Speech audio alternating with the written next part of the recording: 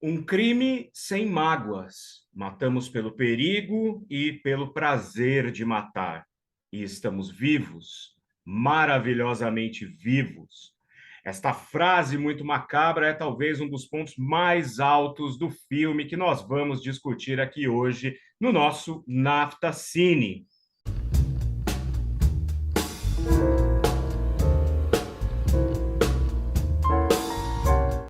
Tudo bom, pessoal? Sejam muito bem-vindos a mais um vídeo do meu canal, Doni Correia, uma teia de ideias.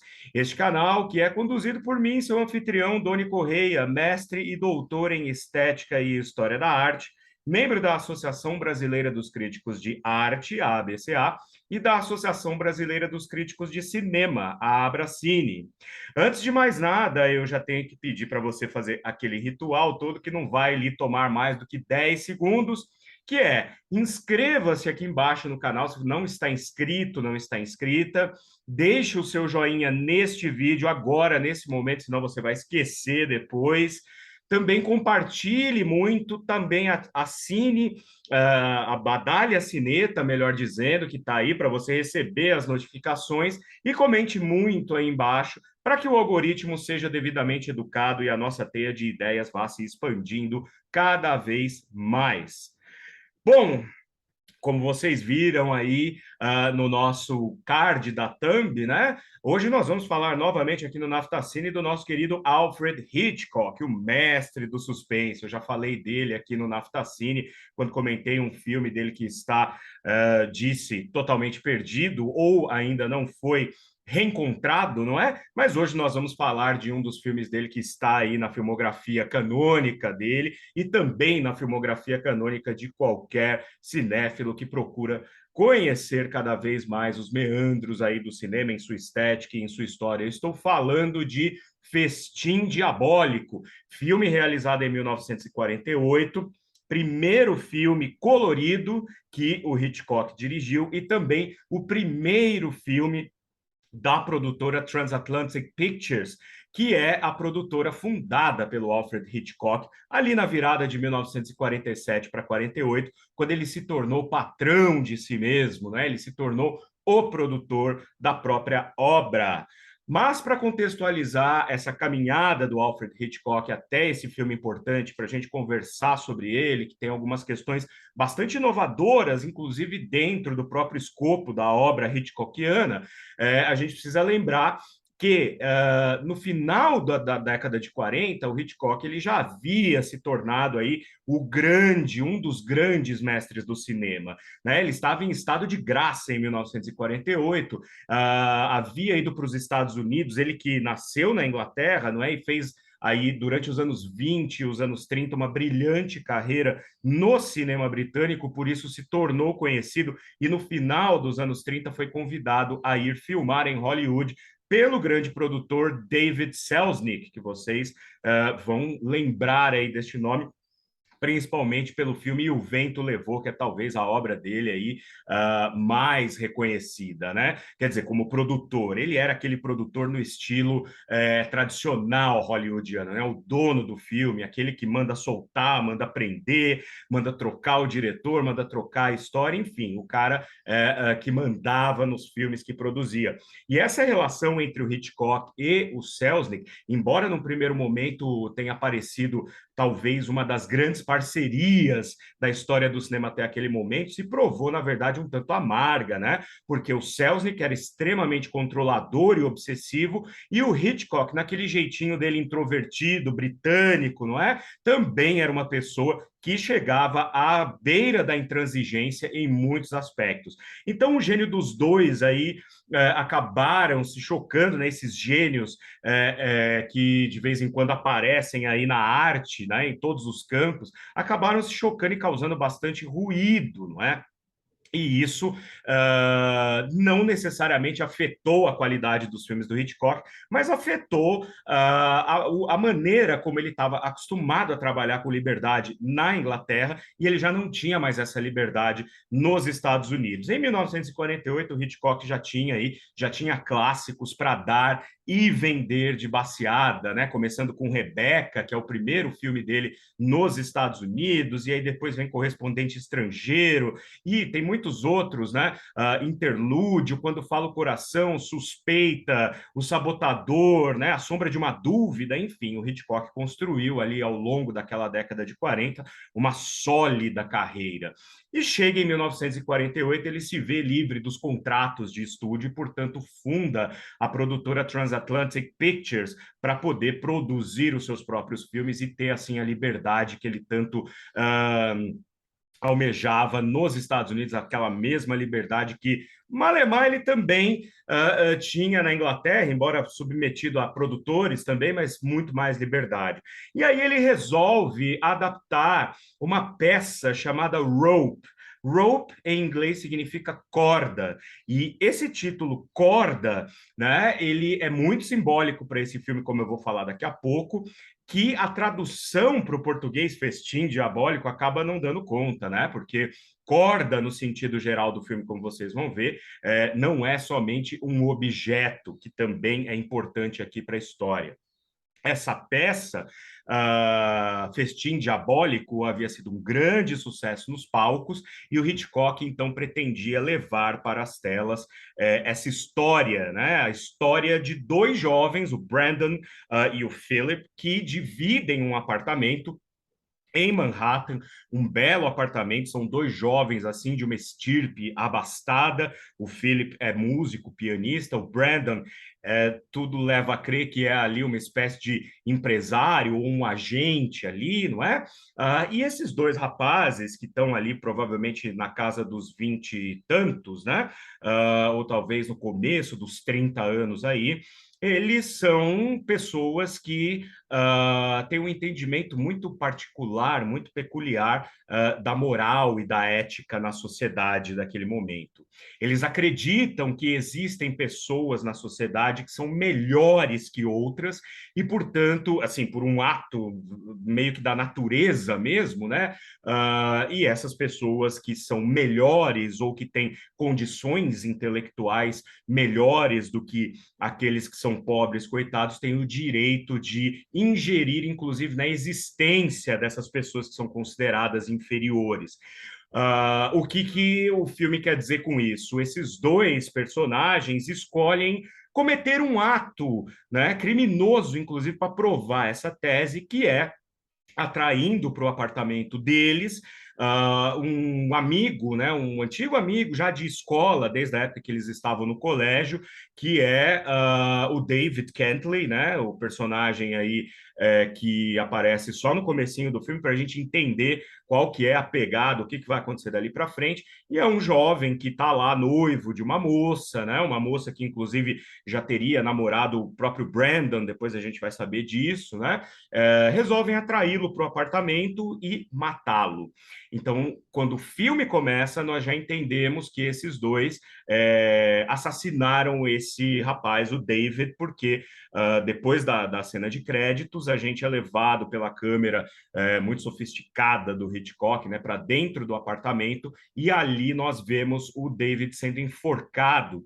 E aí, após esse assassinato, eles colocam o corpo do rapaz dentro de um baú que fica no meio da sala, e aí nós entendemos que os dois, na verdade, vão dar uma festa naquela noite. O filme se passa entre 7h15 e 9h30 da noite. Eles vão dar uma pequena recepção ali, só que olha o requinte de sadismo. Eles acabaram de matar o rapaz e os convidados dessa festa são o pai e a mãe do rapaz, o melhor amigo do rapaz e a noiva desse rapaz. E tem um outro elemento aí muito importante para o desenvolvimento da história, que é o ex-professor deles todos, né? Do melhor amigo, do David e dos dois, o Brandon e o Philip, que é o Rupert Cadell, vivido pelo James Stewart, ali no auge, né? Do brilhantismo cênico dele. Ele teria sido professor dos rapazes e ele seria um professor de filosofia, né? Ele seria o autor dessas teorias de que existem pessoas melhores ou piores na sociedade, melhores e piores, melhor dizendo, e que os melhores poderiam ingerir sobre a existência dos piores. Claro, conceito filosófico, baseado aí, por exemplo, num Nietzsche, mas não com esse grau de desprezo, né,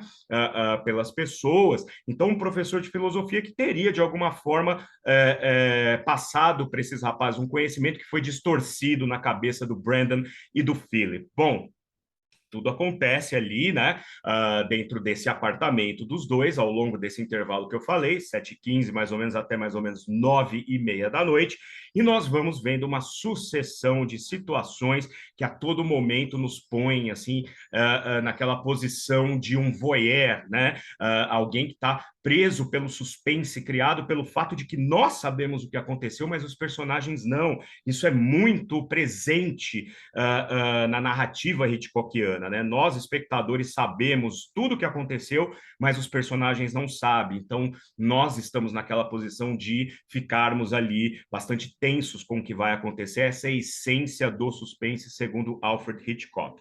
Na realidade, o Alfred Hitchcock escolheu filmar essa peça até pelo próprio desafio técnico que ele teria. Por quê?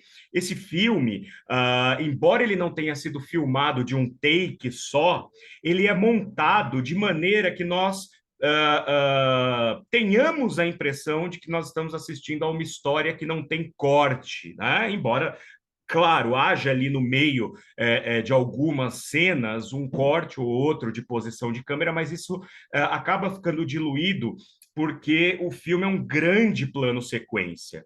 Claro que em 1948 o Alfred Hitchcock não conseguiria realizar planos e sequências porque havia limitação técnica. As câmeras daquela época filmavam com carretéis de filme que duravam até 10 minutos. Então, obviamente que ele ia ter que cortar depois desses 10 minutos.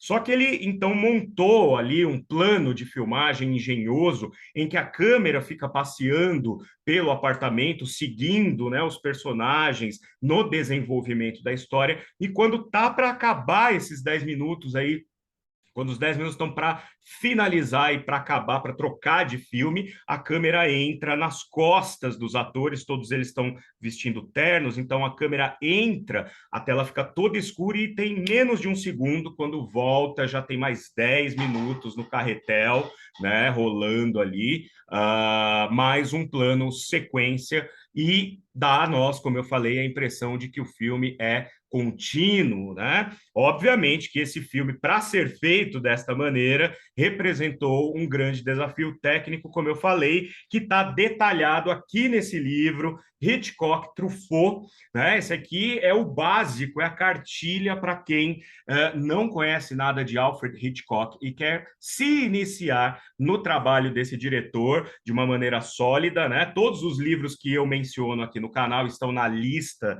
única aí embaixo, e aqui também nós temos um outro aporte, né, literário, que é a biografia oficial do Alfred Hitchcock, que é escrita pelo Donald Spottle, né, que é Dark Side of Genius. Esse livro, curiosamente, não tem tradução para o português até onde eu saiba, mas ele também está aqui na lista para você dar uma conferida depois, se você conseguir encontrar, é maravilhoso, porque aí você tem uma noção um pouco maior a respeito da carreira e da vida desse diretor tão controverso que foi o Hitchcock. Esse filme, portanto, sendo feito desta maneira, como eu falei, tenta aproximar o texto de palco do texto cinematográfico, mas como o Hitchcock conta aqui no livro, né, nas entrevistas que ele deu para o François Truffaut, foi assim um verdadeiro inferno tentar coadunar tudo, inclusive porque ele estava trabalhando com o Technicolor. Lembra que eu falei que é o primeiro filme colorido dele? Então ele também tinha um outro desafio aí, que era fazer com que a luz desse apartamento fosse também mudando de acordo com o passar desse intervalo de horas aí em que a história se desenrola. E como é um apartamento panorâmico, uma cobertura muito bonita em Manhattan, nós temos todo o céu de Manhattan ali com as nuvens, com a luz, se desenvolvendo e passando ao longo do filme. Então, isso já foi um problema logo de cara para poder fazer o ajuste aí com o técnico de iluminação, com o diretor de fotografia. Depois, para poder filmar, assim, para dar essa impressão de que o filme não tem cortes, foram necessários dias. Na verdade, o Hitchcock fala aqui em 10 dias de ensaio contínuo, com câmera e com a equipe inteira dentro do estúdio, e aí tudo assim coreografado nos mínimos detalhes, porque a câmera era muito grande, ela tinha que ser deslocada em cima de um suporte com rodinhas embaixo. Essas rodinhas tinham que ser feitas de um material, não só as rodinhas, mas também o piso, de um material que não interferisse na captação do som.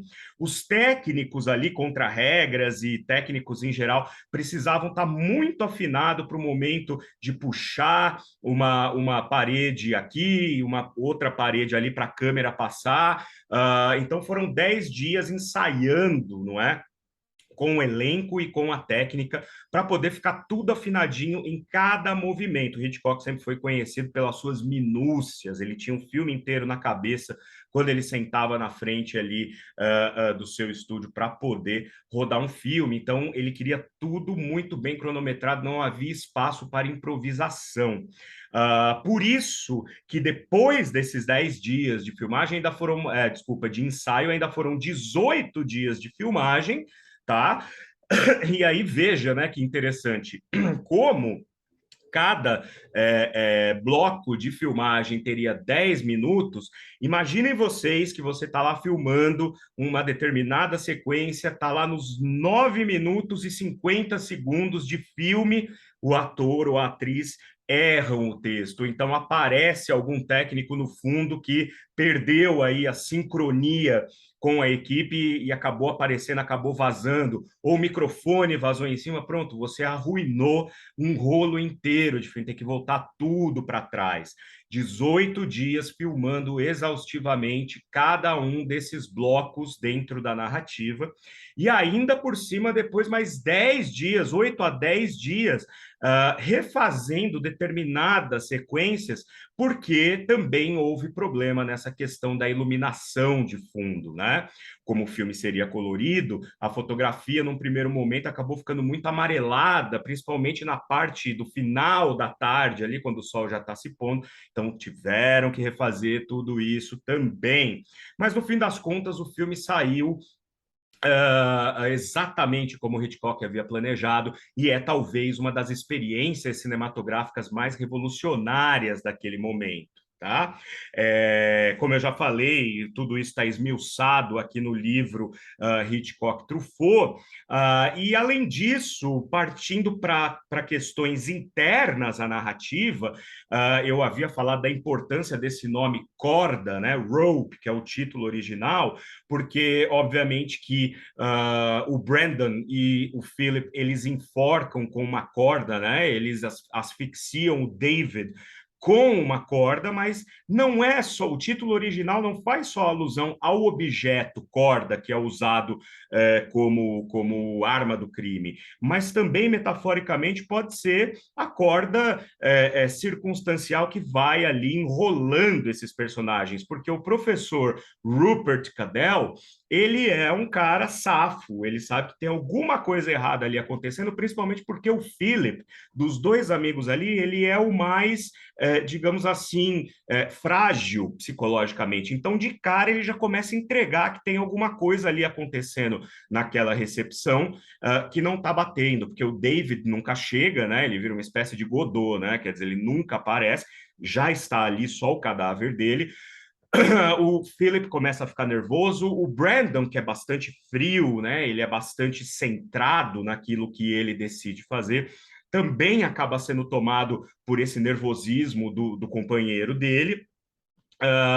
E aí o Rupert Cadell começa a entender que tem alguma coisa muito errada ali e arma, né, uma arapuca para poder pegar os dois no pulo e descobre de fato que houve o crime. E, inclusive o Rupert até no final ele se sente bastante miserável porque ele diz para os rapazes, né, vocês deram para as minhas palavras, para as minhas aulas um sentido que eu nunca quis dar. Né? Mas até aí o estrago já está feito. Né? Além disso, tem outras coisas muito interessantes na relação desses três personagens, o Brandon, Philip e o Rupert. Porque claramente ali o Brandon e o Philip, eles não são só dois amigos que dividem um apartamento, eles são um casal, né?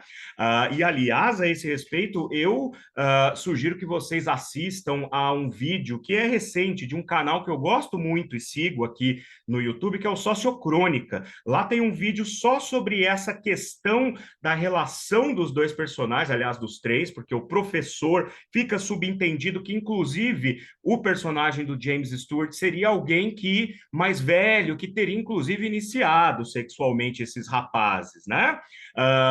E não só os dois, mas aí já entra na conta também o David, que está morto, né? E o melhor amigo que está ali também, ele era uma espécie de mentor, mas também existe uma tensão sexual entre esses três, principalmente, Brandon, Philip e Rupert, né? Então, lá no Sociocrônica, isso está muito bem explorado, porque o Hitchcock, ele tinha essa característica de trazer não só a tensão sexual de uma forma mais ampla, mas a tensão homoerótica em muitos momentos do cinema dele. The Pleasure Garden, que é o primeiro filme que ele dirigiu, de 1925, por exemplo, tem uma cena muito sugestiva, porque é a história de duas garotas que cada uma tem o seu noivo, mas elas têm que passar uma noite, têm que dormir numa hospedaria, se não me engano, faz muito tempo que eu não vejo, não revejo esse filme, e elas têm que dividir um quarto que só tem uma cama de casal, e quando elas vão deitar, elas fazem a oração delas, tal, e quando elas vão deitar, uma das moças está vestindo uma camisola, né, de seda, e a outra está vestindo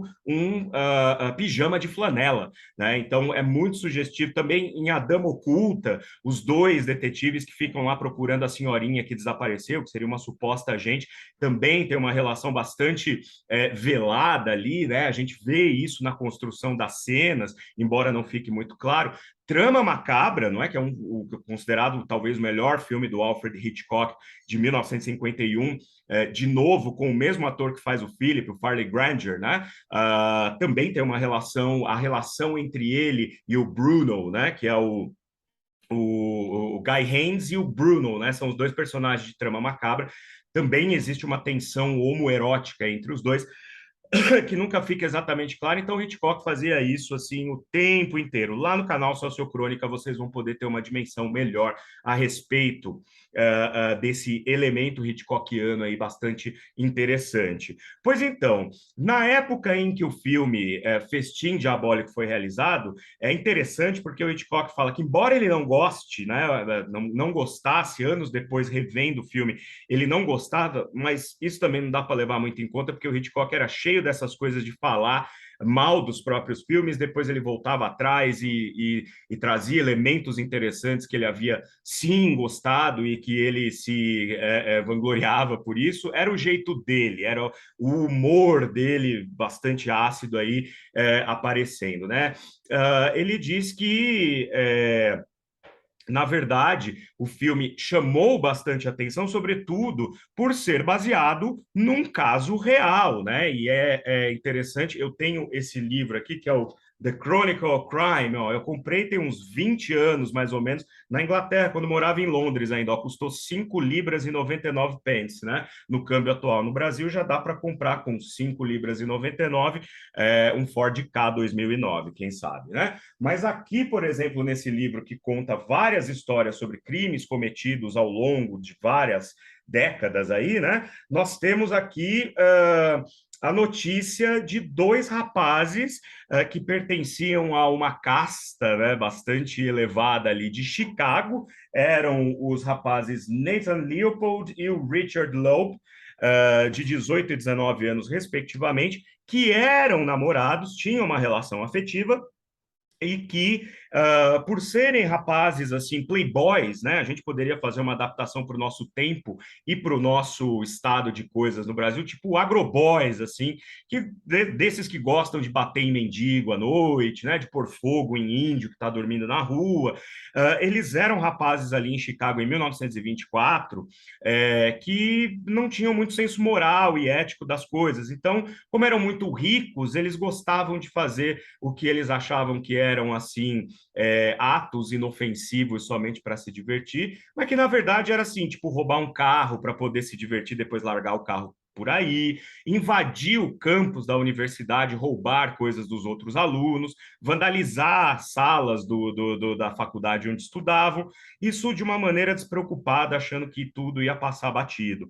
Até que eles resolvem elevar, né, essa descarga de adrenalina que eles tinham quando cometiam algum ato de transgressão. Eles sequestram o primo de um desses rapazes de apenas 14 anos, porque a ideia era pedir um resgate. Então, eles, né, sequestrariam alguém, pediriam um resgate, ficariam com dinheiro e está tudo certo. Só que o sequestro foge do controle dos dois, eles matam esse rapaz e desovam o corpo num matagal lá. Mas rapidamente eles são, então, aí rastreados e são presos. Foram julgados e tal, mas não aconteceu lá muita coisa, todo mundo esperava, a opinião pública esperava que eles fossem condenados à pena máxima, pena de morte, mas isso não aconteceu, obviamente, porque a pena de morte ela também é seletiva, né? Os rapazes eram de família bilhardária, de herdeiros, e com certeza tiveram ótimos advogados para fazer com que a pena fosse muito arrefecida.